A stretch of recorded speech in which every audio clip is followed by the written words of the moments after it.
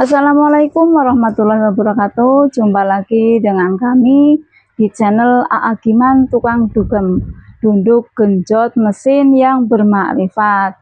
Nah, bahasan kali ini yaitu seringkali kita mendengar sunnah, bid'ah.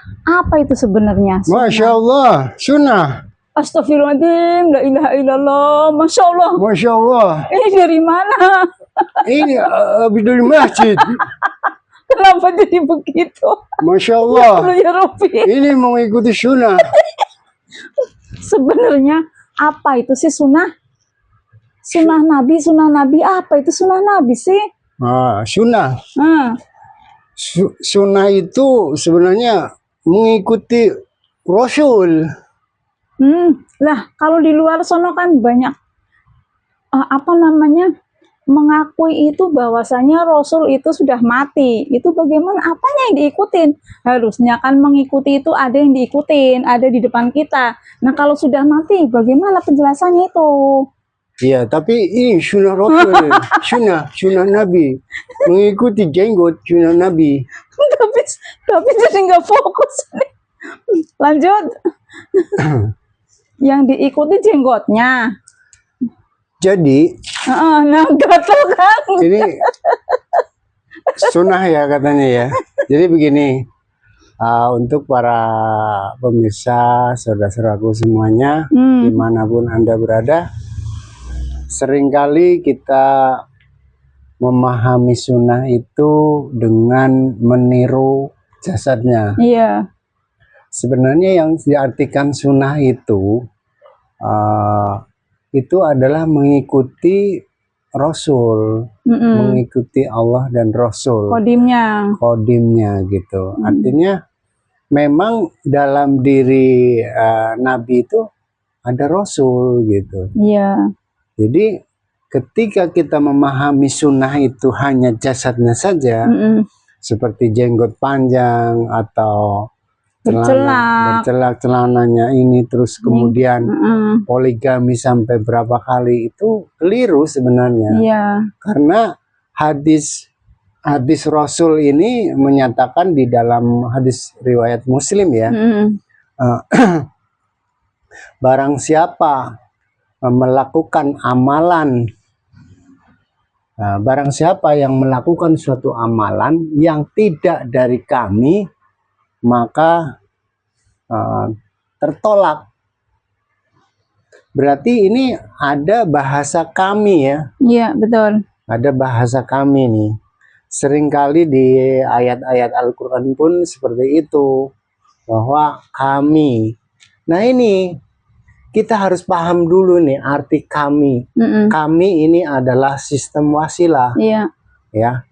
Nah disitulah posisi ada Nabi, ada Rasul, ada Allah gitu kan. Tetapi kalau di penjelasan yang paling konkret di dalam surat An-Nisa 59 itu bahwa taat kepada Allah, taat kepada Rasul, wa ulil amri minkum.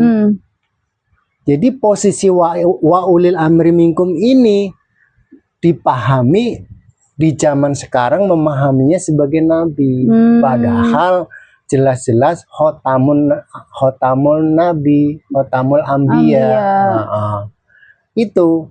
Nah, banyak sekali sekarang umat Islam ataupun siapapun ya, banyak yang kembali berkiblat kepada masa lalu. Iya, betul. Ini bukan sunnah. Padahal belum tentu ya ketemu di zamannya ya. Kalau yang namanya mengikuti atau saya mengikuti Nabi, itu harus sejaman, gitu kan? Makanya di situ ayatnya jelas, bukan taat kepada Nabi, tapi taatlah kepada Allah, taat kepada Rasul, wa ulil amri minkum. Jadi karena ulil amri minkumnya itu setiap zaman beda. Makanya tidak disebutkan di situ tidak Nabi gitu, tapi wa ulil amri minkum, orang yang dikuasakan kamu memimpin untuk perjalanan meniti siratal mustaqim untuk mencapai kepada Tuhan yang laisa kamitslihi syai'un. Nah, itu lewat jalan itu. Nah, itu sunnah. Gitu. Makanya kalau kita beragama, melakukan sesuatu tetapi tidak lewat sistem, nggak bisa.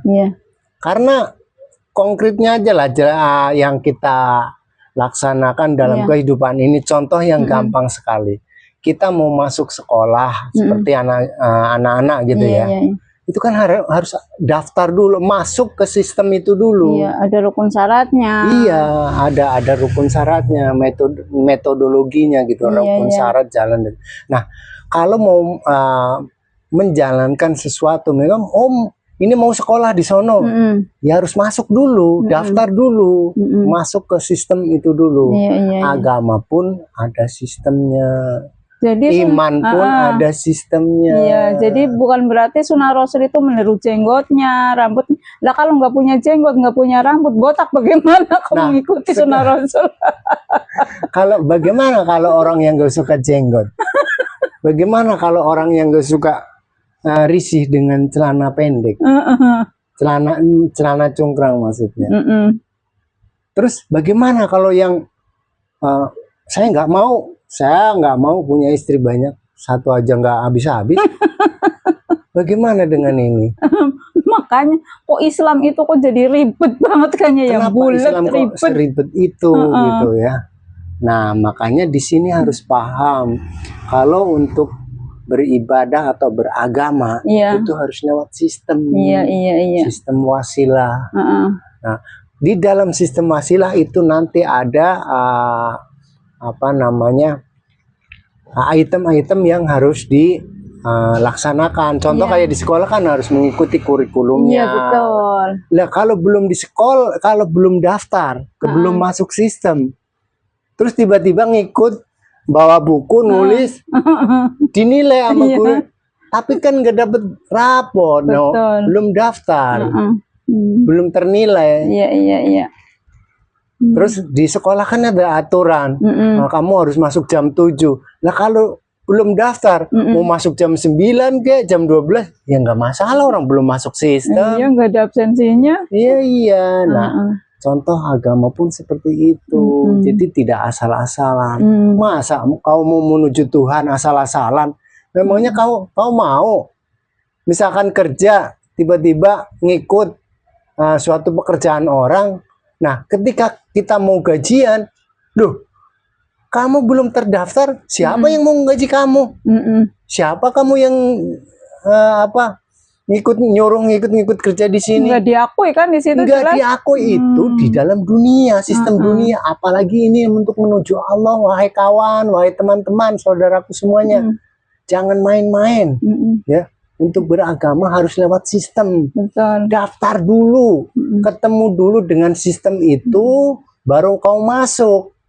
Sesuai dengan surat Al-Baqarah 208 itu kan. Masuklah kamu ke dalam Islam secara keseluruhan. Artinya di situ kan ada pintunya, ada portalnya. Untuk memasuki itu harus lewat rukun syarat. Kan begitu. Tidak ujuk-ujuk sholat, haji. Yang nyuruh kamu siapa? Artinya kalau mengerjakan sesuatu tidak ada yang memerintah, kan nggak ada yang tanggung jawab. Iya, betul. Ngikut sekolah belum daftar, dan yang tanggung jawab siapa? Yang ngasih nilai siapa? Orang gurunya aja nggak kenal. Kalau belum kenal kamu, belum terdaftar dalam sistem menuju Tuhan, itu loh. Masa ikut-ikutan? Nggak ada yang nyuruh sholat, nggak ada yang nyuruh haji, tiba-tiba naik haji ke sono. Siapa yang nyuruh kamu? Dapat perintah itu ketika sudah memasuki sistem. Itu harus dipahami ke situ. Makanya kan ayat-ayat itu hadisnya jelas loh. Jelas. Iya, barang siapa melakukan suatu amalan yang tidak dari kami akan tertolak. Makanya semua itu jangan langsung ditelan mentah-mentah. Dalil, hadis, semuanya ditelan mentah-mentah tanpa ada guru bimbingan. Sekarang gini, misalkan walaupun banyak beranggapan Kalau ketika kita sudah membaca buku, membaca dalil, membaca teori, terus kita melakukan tanpa ada guru pembimbing atau apa namanya, guider ya? Iya, sesat. Ya nggak jadi itu, nggak mungkin kamu sesuai apa yang kamu harapkan, enggak. Karena tidak ada pembimbing. Apalagi kau menuju Allah, menuju Tuhanmu yang maha, di alam maha, bukan alam relatif. Nah, disinilah orang banyak keliru, banyak yang tidak mau tahu. Al-Quran hanya sebatas dibaca, tapi perintahnya diabaikan. Contoh, untuk mencari wasilah di surat Al-Maidah 35, itu diabaikan semuanya. Nggak ada yang mencari wasilah. Nggak ada yang menerangkan itu. Padahal di situ wajib kok cari. Di situ kan wajib mencari wasilah, mencari jalan. Nah, jalan itu kan ada di dalam sistem gitu. Pahami itu, jangan tiba-tiba kok, oh saya mengikuti Nabi, saya jenggotnya kan kau udah ketemu apa belum? Di saat kau diperintah, kau harus sejaman sama yang memerintah itu. Betul. Makanya kita nggak boleh berkiblat ke belakang. Karena jelas taat kepada Allah, taat kepada Rasul, wa ulil amri minkum, bukan Nabi. Jelas itu ayatnya. Apa kau tidak paham dengan ayat itu? Apa kau nggak mau tahu? Gitu loh. Harus jelas. Sabar ya. Saya bukan marah-marah, tetapi mengingatkan kepada teman-teman, kepada saudara, ya. Janganlah kau main-main dengan Tuhanmu. Tuhanmu juga nggak mau main-main, ya. Kalau kau mau beragama, ya harus lewat sistem. Masuk dulu dalam sistem itu, barulah ada aturan main. Lah belum daftar, belum apa, kok tiba-tiba melakukan. Siapa yang nyuruh? Kan gitu. Iya. Itu harus jelas seperti itu. Ya. Jadi saya nggak marah, saya cuma ngasih tahu kok. Iya. Ya. Bukan pula kita menggurui ya. Bukan menggurui, cuman tapi ini ngasih petunjuk. Kabar gembira untuk saudara-saudaraku bahwa untuk beragama itu harus lewat sistem. Betul. Ada metodologinya, syarat rukun. Enggak cuman langsung-langsung. Posisinya harus diketahui ya. Nah, Allah itu beda dengan kita, beda dimensi. Tuhan itu beda dimensi, jauh tak terhingga. Makanya kita harus ada teknik, harus ada cara, harus ada guru pembimbing. Nah, di dalam wasilah itulah kau temukan guru pembimbing yang sebenarnya untuk menuju Tuhan. Ya, mohon maaf ya, bukan marah. Ngapain marah, saya juga lagi belajar gue marah. Enggak, saya ngasih tahu aja ya, ngasih tahu aja bahwa untuk saudara-saudaraku semuanya, carilah wasilah. Itu jelas sekali Al-Qur'annya ya. Carilah wasilah untuk atau jalan. Wasilah itu jalan, sistem. Kalau Anda melakukan ritual ibadah, karena ini ibadah ya, agama ya, yang kita perbincangkan ini masalah agama. Agama itu untuk menuju Tuhan. Tuhan nggak mau main-main, asli. Ya, jadi mohon maaf ya untuk saudaraku semuanya. Ini kalau memang pembicaraan ini Anda pikirkan, Anda harus bernalar logis. Tingkatkan nalar Anda, betul. Supaya tidak sia-sia apa yang Anda lakukan tentang agama atau perjalanan menuju Tuhan. Nah, demikian. Sekali lagi, ini adalah harus berpikir nalar logis, harus ilmiah, harus amaliyah. Betul. Bisa dibuktikan dan bisa dipraktekkan, tidak hanya kata orang. tetapi itu ada di dalam sistem wasilah yang kodim. Ada di mana? Ada di Tarekah Naksabandiyah Kholidiyah Ahmadiyah Nusantara. Ilahi anta maksudi waridoka matlubi. Wassalamualaikum warahmatullahi wabarakatuh.